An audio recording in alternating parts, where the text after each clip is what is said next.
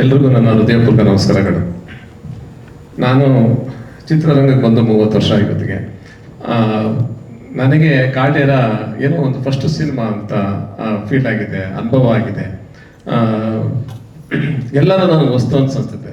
Simple ಆಗಿ ಹೇಳಬೇಕು ಅಂದರೆ, ನಾನು ಚಿತ್ರರಂಗದಲ್ಲಿ ಒಬ್ಬ ಚಿಕ್ಕ ನಟ, ಚಿಕ್ಕ ನಿರ್ಮಾಪಕ.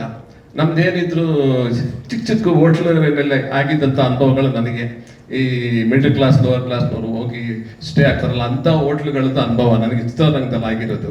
ಕಾಟೇರ ನನಗೇನೋ ಒಂಥರ 5 ಸ್ಟಾರ್ 7 ಸ್ಟಾರ್ ಅಂತ ಅನ್ನಿಸ್ಬಿಡ್ತು. ನಮ್ಮ ರಾಕ್ಲೈನ್ ಅವರ ಅದು ಟ್ರೀಟ್ಮೆಂಟ್ ಆಗಲಿ, ಇನ್ನೊಂದಾಗಲಿ, ಮತ್ತು ಅವರು ಸಿನಿಮಾ ಮಾಡ್ತಿರೋ ಆ ಒಂದು ರೇಂಜ್ ಆಗಲಿ, ಎಲ್ಲನೂ ನನಗೆ ಒಂಥರ ಕನಸು ಥರ ಕಾಣ್ತಾ ಇದೆ. ಮುಖ್ಯವಾಗಿ ನಾನು ಕಾಟೇರ ಸಿನಿಮಾ ಮಾಡೋದಕ್ಕೆ ತರುಣ್ ಸರ್ ನಮ್ಮ ಆಫೀಸ್ಗೆ ಬಂದು ಒಂದು ಮಾತು ಹೇಳಿದ್ರು ನನಗೆ. ಅದು ನನಗೆ ಭಾಳ ಟಚ್ ಆಯಿತು.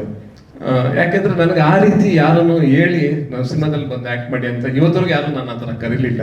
ಅವ್ರು ನನಗೇನು ಹೇಳಿದ್ರು, ನಾನು ಕತೆ ಮಾಡುವಾಗ ಆ ಮಾದೇವಣ್ಣನ ಪಾತ್ರ ನೀವೇ ಮಾಡಬೇಕು ಅಂತ ನನಗೆ ಕಾಡ್ತಾ ಇತ್ತು. ಅದಕ್ಕೆ ನಾನು ಬಂದು ನಿಮಗೆ ಕೇಳ್ತಾ ಇದ್ದೀನಿ ಸರ್, ಆ ಪಾತ್ರ ನೀವು ಬಂದು ಆ ಕ್ಯಾರೆಕ್ಟರ್ ಮಾಡಬೇಕು ಹಾಗೆ ಹೀಗೆ ಅಂತ ಹೇಳಿದಾಗ, ಅವರು ಪ್ರೂವ್ ಮಾಡಿದಂಥ ಒಬ್ಬ ದೊಡ್ಡ ಡೈರೆಕ್ಟರ್, ರಾಬರ್ಟ್ ಸಿನಿಮಾನ ದೊಡ್ಡ ಲೆವೆಲಲ್ಲಿ ಎತ್ಕೊಂಡು ಹೋದವರು.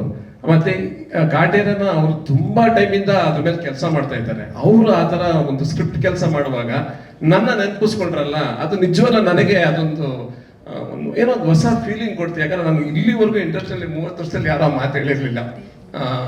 ಸುಮ್ಮನೆ ಏನೋ ಲಾಸ್ಟ್ ಮಿನಿಟಲ್ಲಿ ನಾವು ಆಕ್ಯುಪೈ ಆಗ್ತಾ ಇದ್ವಿ ಆ್ಯಕ್ಟರ್ ಆಗಿ. ಸರಿ, ಅವ್ರು ಹೇಳಿದಾಗ ನನಗೆ ಅದು ಒಂಥರ ಟಚ್ ಆಯಿತು. ನಾನು ಏನು ಮತ್ತೆ ನೆಕ್ಸ್ಟ್ ಮಾತಾಡಲಿಲ್ಲ. ಖಂಡಿತ ನಾನು ಮಾಡ್ತೀನಿ ಸರ್ ಅಂತೇಳಿ. ಆಮೇಲೆ ಬಂದು ನಾನು ಆ ಪಾತ್ರ ಮಾಡುವಾಗ ನಿಜವಾಗ್ಲೂ ಗೊತ್ತಾಯಿತು ನನಗೆ ಆ ಪಾತ್ರದ ಡೆಪ್ತು. ಐ ಹೋಪ್ ನಾನು ಅವ್ರಿಗೆ ಇಷ್ಟ ಆಗೋ ಥರ ನಾನು ಆ ಪಾತ್ರ ಮಾಡಿದ್ದೀನಿ ಅಂತ ನಾನು ಅಂದ್ಕೊಳ್ತೀನಿ. ನಮ್ಮ ಕನ್ನಡ ಫೇಸ್ಬುಕ್ ಪೇಜ್ನ ಲೈಕ್ ಮಾಡಿ, ಯೂಟ್ಯೂಬ್ ಚಾನೆಲ್ನ ಸಬ್ಸ್ಕ್ರೈಬ್ ಮಾಡಿ.